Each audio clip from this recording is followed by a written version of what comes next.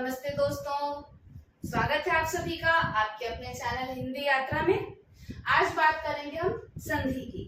संधि का क्या अर्थ होता है? संधि का अर्थ होता है मेल। जब दो ध्वनियां पास पास होती हैं तो उनके आपसी मेल के कारण जो परिवर्तन होता है, जो विकार आता है, जो चेंजेस आते हैं, वो कहलाते हैं संधि।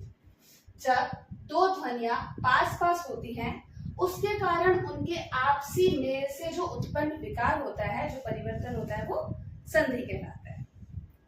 संधि के तीन भेद होते हैं: स्वर संधि, व्यंजन संधि और विसर्ग संधि। जब दो स्वरों के आपस में मिलने के कारण जो परिवर्तन आता है उसको कहते हैं स्वर संधि।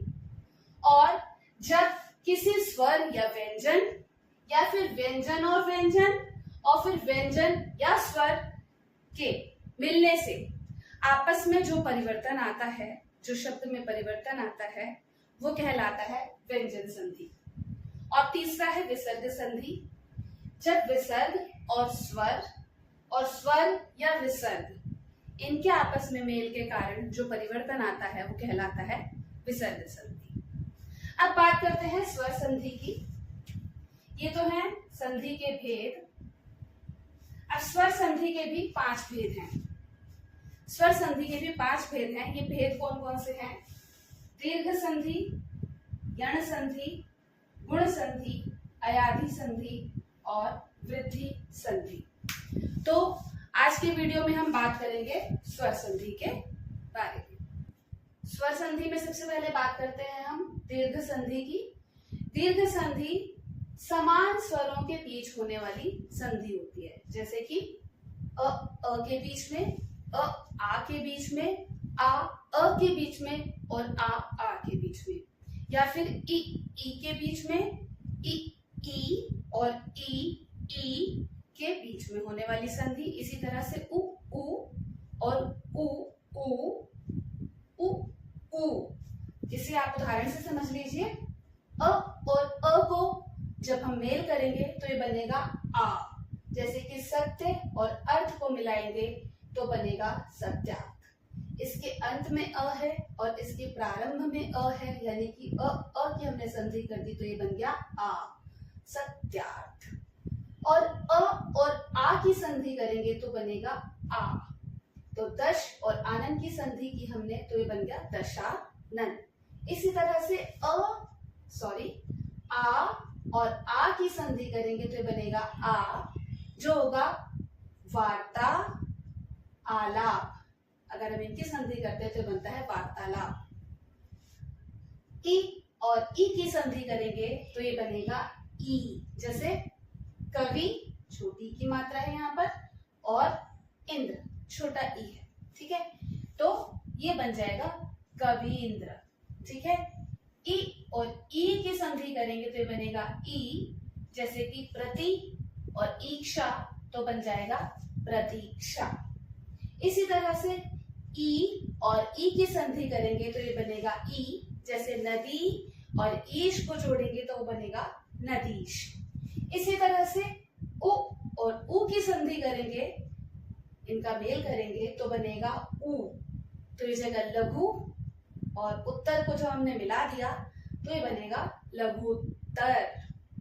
इसी तरह से उ और उ का जब मेल किया जाएगा तो ये बनेगा ऊ, जैसे कि मधु और ऊष्मा तो ये बन जाएगा मधुष्मा। और उ और ऊ की जब संधि करेंगे तो ये ऊ बनेगा। और जैसे कि भू और ऊर्जा को जब हम मेल करेंगे तो ये बनेगा भूर्जा। अब आगे अगली संधि देख लेते हैं हम, गुण संधि। गुण से ही पता चल रहा है कि गुणों में परिवर्तन आ जाता है। अगर अ और आ के बाद ई और ई आ रहा है तो वो परिवर्तित हो जाता है ए में। मतलब आ के बाद अगर ई और ई आ रहा है तो इन दोनों के स्थान पर ना ये रहेगा ना ये रहेगा, ए हो जाएगा, गुणों में परिवर्तन हो जाएगा। और जब अगर अ और आ के बाद उ या ऊ आ रहा है तो वो ओ हो जाएगा, ना अ रहेगा ना आ रहेगा, ना ऊ रहेगा ना ऊ रहेगा, ये ओ हो जाएगा। ठीक है। और अगर इसके बाद अ और आ के बाद री आ रहा है तो वो अर हो जाएगा। और आ के बाद अगर ई आता है तो दोनों के स्थान पर ए हो जाता है, और इन्हीं के बाद अगर ऊ या ऊ आता है तो वो ओ हो जाता है, अगर इनके बाद री आता है तो वो अर हो जाता है। यानी कि इनके गुणों में परिवर्तन हो रहा है, इनके गुणों में बदलाव आ रहा है, इसीलिए इसे कहते हैं गुण संधि। इनके कुछ उदाहरण देख लेते हैं। जब अ के बाद ई आता है तो बन जाता है ए, जैसे कि गज के बाद ई, इंद्र आ गया तो ये बन गया गजेंद्र। आ के बाद ई आ गया तब भी ये ए बन जाएगा, जैसे कि राजा और इंद्र को जोड़ा बन गया राजेंद्र। अ के बाद ई आ गया तब भी ये ए ही बन जाएगा, जैसे देव के बाद अगर ईश आ गया तो बन गया देवेश। आ के बाद ई आ गया तब भी ये ए बनेगा, जैसे राका के बाद ईश तो ये बन जाएगा राकेश। अ के बाद अगर उ आता है जैसा मैंने बताया था तो ये ओ में परिवर्तित हो जाएगा, जैसे कि लोक में अगर उक्ति जुड़ गया तो ये बन जाएगा लोकोक्ति। आ में अगर उ जुड़ जाएगा तब भी ये ओ में ही परिवर्तित हो जाएगा, जैसे कि महा और उदय तो ये बन जाएगा महोदय। अ और उ अगर जुड़ जाएंगे तब भी ये ओ ही बनेगा, जैसे कि नव ऊड़ा तो ये बन जाएगा नवोड़ा। आ और ऊ का जब मेल किया जाएगा तब भी ये ओ बनेगा, और इसमें जो मेल होगा इसका एक उदाहरण है महा ऊर्मी तो ये बन जाएगा महोर्मी। अ में अगर री जोड़ेंगे तो वो बन जाएगा अर, जैसे कि राज ऋषि तो ये बन जाएगा राजर्षि। आ में अगर री जोड़ेंगे तो ये बन जाएगा अर, जैसे महा ऋषि तो ये बन जाएगा महर्षि। अब अगली संधि समझ लेते हैं जो कि है वृद्धि संधि।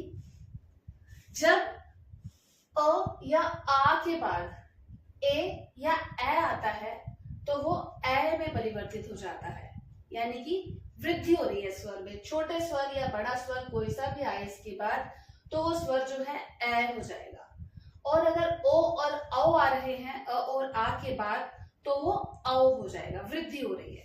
कुछ उदाहरणों से समझ लेते हैं, जैसे कि अ और ए के मेल से ए बन जाएगा, जैसे कि लोक एषणा की अगर हम संधि करेंगे, इनको अगर हम मिलाएंगे तो ये बन जाएगा लोकैष्णा।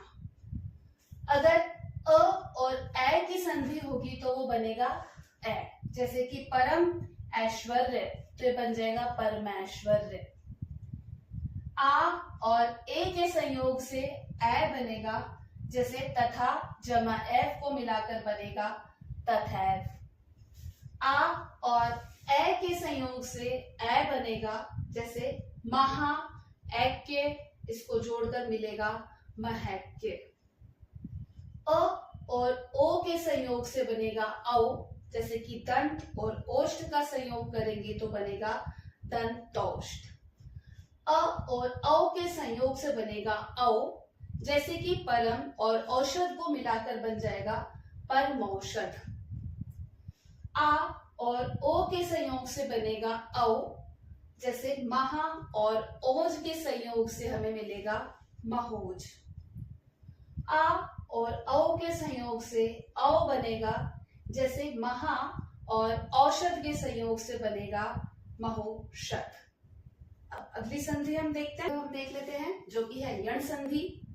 इसका नियम है कि ई और ई या फिर उ और ऊ के बाद या री के बाद कोई भिन्न स्वर आता है तो वो ई और ई का य हो जाता है, उ और ऊ का व हो जाता है और री का र हो जाता है। कुछ उदाहरणों से समझ लेते हैं हम इन्हें। देखिए ई और ई का हो जाएगा य, उ और ऊ का हो जाएगा व और री का हो जाएगा र। ई और अ की संधि करेंगे तो य बन जाएगा, जैसे कि अति और अधिक को हम जोड़ेंगे तो बन जाएगा अत्यधिक। ई और आ को जोड़ेंगे तो बन जाएगा या, जैसे वी और आप्त को जोड़ेंगे तो बन जाएगा व्याप्त। ई और अ की की संधि करेंगे तो ये बनेगा य, जैसे देवी अर्पण, तो ये बन जाएगा दिव्यार्पण।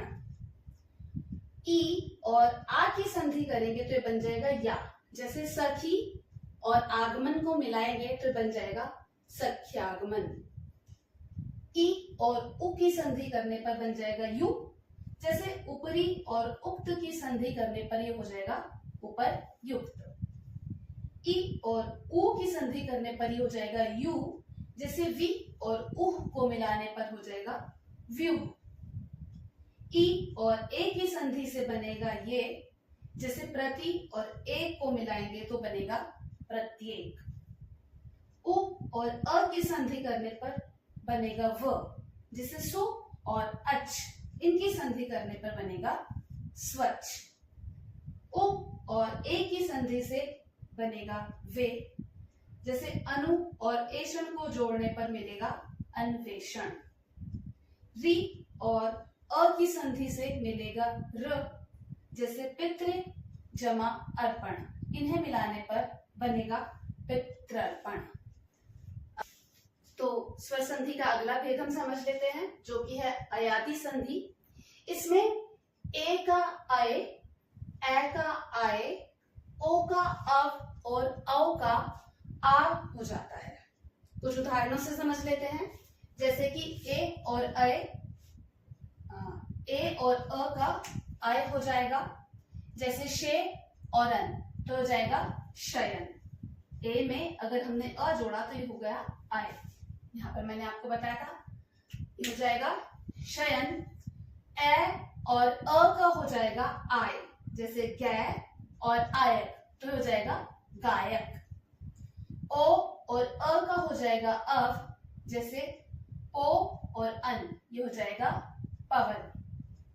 औ और अ का हो जाएगा आव, जैसे धौ और अक, ये हो जाएगा धाव। तो ये थे स्वर संधि के भेद जो आज हमने समझे। ये भेद हैं वृद्धि संधि, गुण संधि, अयाधि संधि, दीर्घ संधि और यण संधि। तो ये स्वर संधि के 5 भेद हमने आज समझे हैं। आशा करती हूँ आपको ये भेद सभी बहुत अच्छे से समझ में आ गए होंगे। अगले वीडियो में हम समझेंगे व्यंजन संधि। धन्यवाद।